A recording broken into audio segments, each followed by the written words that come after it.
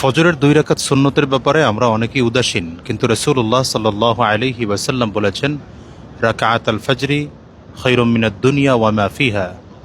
নবীজি বলেছেন যে ফজরের 2 রাকাত সুন্নত দুনিয়া এবং দুনিয়ার মধ্যে যা আছে তার থেকেও অনেক উত্তম।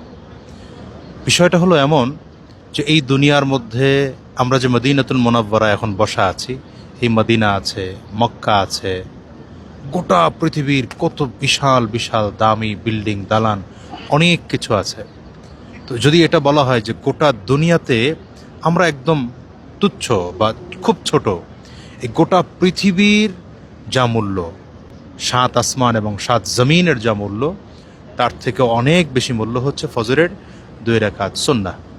নবীজি সাল্লাল্লাহু আলাইহি ওয়াসাল্লাম খুব ছোট ছোট সূরা দিয়ে ফজরের সুন্নাহ পড়তেন। যেমন প্রথম রাকাতে নবীজি সূরা কাফিরুন পড়তেন, দ্বিতীয় রাকাতে সূরা ইখলাস পড়তেন।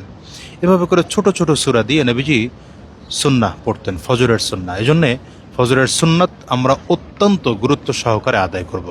আল্লাহ তাআলা আমাদেরকে তৌফিক দান করুন।